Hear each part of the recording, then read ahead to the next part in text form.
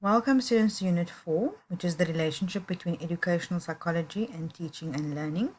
We will, in this unit, be looking more closely at our understanding of educational psychology and how it relates to what we do in the classroom space. Before we do that though, I would like to do an overview of all the topics we've covered thus far, just as a refresher, to ensure that we have a good grasp of the concepts before we delve into this topic. So we've covered 3 units so far.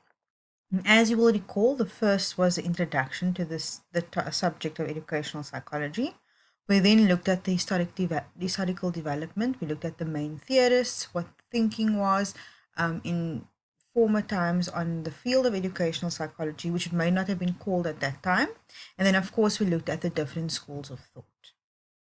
Our point of departure for this module was to talk about educational psychology and that it is one branch of psychology. And this branch of psychology, which we call educational psychology, deals mainly with the problems, the processes, and the products of education. So it's really an attempt to apply the knowledge that psychology brings and to apply to the field of education. And so we look at the learners, we look at the learning processes, the learning situations and strategies in order to best provide a safe, healthy, and easy applicable learning strategy for our students and for within the field of education. So as teachers, we really use educational psychology to guide us in how to understand our students, to understand their learning processes, and to understand how to tailor make our teaching approaches to best suit the children and the people that we serve. The major approaches to educational psychology which we touched on, the behaviorist approach, the cognitive approach, the psychoanalytical approach, the humanistic approach, and very briefly the neurobiological approach, which we also spoke about as being related to cognitive psychology throughout this module. So this is a reminder of those approaches. We look at the chief exponents, who are the theorists within those fields, and what their main focus was. So the reason that we really do this is as you progress through Educational Psychology 1, which is what you are doing now, you will start to develop an approach to education that is your own. You will take the learning that you have gone through within this module, also the learning that you have picked up in other modules, and you'll begin to really create your own type of approach, your own strategy to learning, your own strategy to teaching. And this is very important. Not everybody is going to teach in the same way. You have different personalities and different temperaments, and therefore you will view education, you will view learning, and you will view teaching in different ways. So some of you may feel more inspired by a behaviorist approach, and you'll find the way that you do things is more in line with a behaviorist approach. Some of you may feel that humanistic approach is more your tune, and that is completely okay. You can decide to do one or the other. And some people even decide to use a trans-theoretical approach, which means that you choose more than one approach to teaching. So you may be a humanistic teacher or you believe in the humanistic approach, but you also have modalities or you have techniques that you take from the modality of the behaviorist approach. So what does this mean? In behaviorist approach, you will look at overt behaviors, the stimulus response, you will look at conditioning, you will look at the fact that punishment and reward plays a big part in the process of learning for your students. But you may also believe that the personalized experiences has a very big impact on the way that a child is able to build relationships in the class and therefore improve on their learning. So it's okay if you pull more of these types of approaches into the way that you look at and understand teaching and learning. All that being said, what you need to remember is if you know what your approach to teaching is, if you know what your approach to learning is, you are more likely to be able to deal with any challenges within your classroom because you understand and you know that this is what I expect, this is the way, this is my outcome, this is the way I will get to my objective or my outcome, and therefore you're easily guided. If, for example, you're doing your planning and you are doing your assessments in a very ad hoc way and just to meet the requirements of the CAPS document, you are more likely to struggle as you progress through your teaching journey. So at this point within this Educational Psychology 1 module, I want you to really start thinking about what is my approach to teaching? What do I think is the most important elements of dealing with children, of helping and supporting them through their own academic journeys? Again, this is just a breakdown of the learning theories. We've already covered this as we progress through the modules. We look at the behaviorist theory, the cognitive theory, the constructivist theory, and you have already gained an understanding of these types of theories and understood the way in which it relates to teaching and learning. What we have also covered, very importantly, is the Bronfenbrenner. This is the model of child development, how the various levels and the various models, or rather the various experiences in a child's life, does have an effect on the way they're able to learn and the way they're able to respond to what you are doing within the classroom space. We also looked at the asset-based approach, which is looking at children and people and individuals in a more positive way, looking at what assets they can bring into a situation. So if you see a child in your classroom who is very good with their hands, you see a child who loves making models and learning through that way, you then understand that their asset is that they are able to learn experientially, and you can therefore tweak your learning opportunities, you can tweak your assessments to best suit the needs of that child.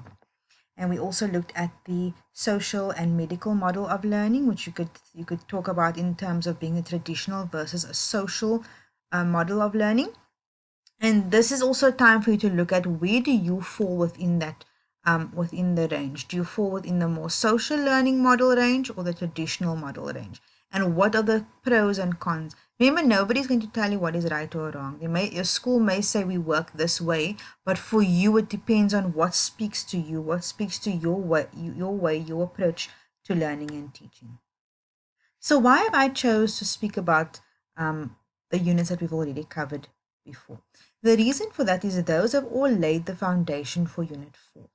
And of course, this whole Educational Psychology 1 is laying the foundation for Educational Psychology 2, because as we know, we don't just go straight into top level learning, we build it in levels and steps. And as we progress, we start to gain more and more understanding of the concept. So at this point, you might still feel a bit confused, a bit not too sure how exactly all of this fits together. But as you progress, you should be building on that understanding and have more aha moments. And like, okay, I've heard this concept before. I've heard about Bronfenbrenner, for example, in inclusive education. Now it's coming into educational psychology. So now you're putting the pieces together. So far, we've built an understanding of what educational psychology is. We've looked at what the impact on the educational landscape it has. We talked about, if we think about Unit 2, we talked about how it started, why it was needed, and what the various points of view were, and how it affects the way in which we approach teaching and learning.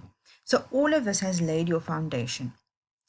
As we will now move to Unit 5, after we've completed all the work within Unit 4. When we move on to Unit 5, you're going to see that it's going to become a lot more practical. We're going to be talking about children in a very specific way in terms of the development.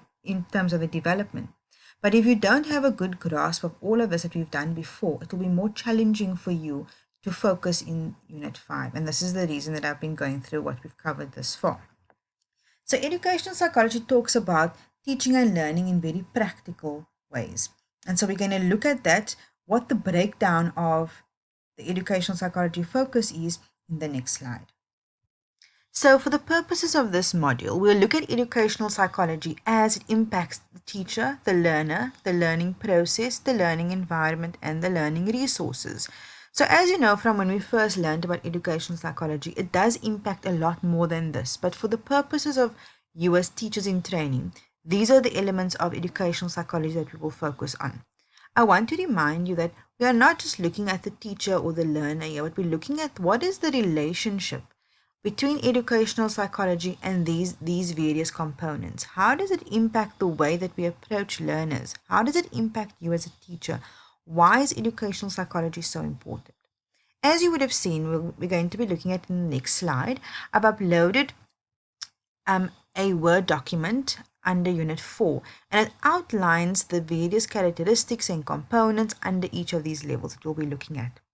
The reason that we need to be very careful about this is that we need to understand what exactly is it that needs to have a importance in our learning process. When we're thinking about the teacher, we're thinking about the various characteristics a teacher should have. We're thinking about the skills and strategies a teacher should have, but we also need to know why these are important. If we understand the why, it is easier for you to do something rather than just doing it because you are told and expected to do so. So let us look at the breakdown of each of these in the next slide. As I alluded to in the previous slide, these are the areas we'll be focusing on within the field of educational psychology for you as teachers in training. So educational psychology influences our understanding of a teacher. And why is that? As a teacher, you have a great impact on the learners in your classroom space. You can help them to have a positive day. You can help them to have not such a good day. You can help them to overcome challenges. You can help them to really grasp the knowledge or not. And you can also help to identify areas where they are really struggling. This is why, as teachers, educational psychology encourages teachers to really understand what personality traits and characteristics are important to be a quote-unquote good teacher. I would not use the word good, I'd use the word effective, or helpful, or motivational teacher. So what exactly are those characteristics and those traits? And part of that is really knowing that you as a teacher need to understand people. You need to understand children. If you see a child doing something in your class, your first go-to should not be that child is naughty, but why is that child doing what they are doing? Why are they deciding to make that choice? Everything we do is a choice, and there's always a why that goes behind that choice. So the child doesn't maybe just choose to have a complete tantrum in the middle of the class. They may be doing so because not only are they not able to grasp the knowledge in the classroom space, but they may also have something going on at home. So as a teacher, part of the characteristics that you should possess is to be a bit of a detective, to be very observant of your environment, to understand that, if we move on to the next point, part of your duties and responsibilities is not only teaching that child the curriculum, not only making sure the child gets a very good mark on the assessments, but also for you as a teacher to know your child, know what is happening in their lives, know what sets them off, know what excites them, and know it makes your job bigger, and it means that you need to do a lot more than just go through the CAPS document. But really, it's about getting to know your children. But remember, this is all part about being an effective teacher. It's all part of really reaching those children. It's about building those relationships. So your duties and responsibilities includes not just teaching, but it also includes getting to know your child. You should also know how to deal with conflicts, because conflicts will exist between your learners. It will also exist between your colleagues and the school management. And so it's important for you to possess and to develop the skills of conflict resolution. Also, your own anxiety and tension, as well as the anxiety and tension that is in your classroom space. Once again, it comes back to being observant. You need to observe your environment. What is happening in the environment right now that is causing the tension, that is causing the anxiety within the classroom space? So how does educational psychology influence this? This really encourages you to understand. And so psychology is a lot about understanding what is behind something. So psychology here within the educational sphere is understanding what is happening that is influencing this child to perform well or not to perform well within the educational setting and the educational sphere. And that brings us to the teacher's motivation. Not only do we think about teacher's motivation, but we also think about the learner's motivation. Understand the motivation behind someone doing what they're doing. Understand the motivation behind the child making that choice or the child doing well in the classroom space. And this is extremely important for you in a personal capacity, but also for you to help you reach your learners. Another, if I can use the word important again, because I've used it quite a bit in the last few sentences, but another important element within the teaching, within the teacher little bubble is the mental health. Mental health of a teacher is vital. I know in the settings that many of us work in, you're not able to really take care of yourself, not able to take a break because there's so much work, so many challenges, so many kids you need to worry about. But if your mental health is not in a good place, you're not able to help a child who perhaps struggles with their mental health too. And this is where educational psychology comes in and says, this is what you need to understand about mental health. Okay, so this is going to be the end of the first video. We'll continue this in the next video.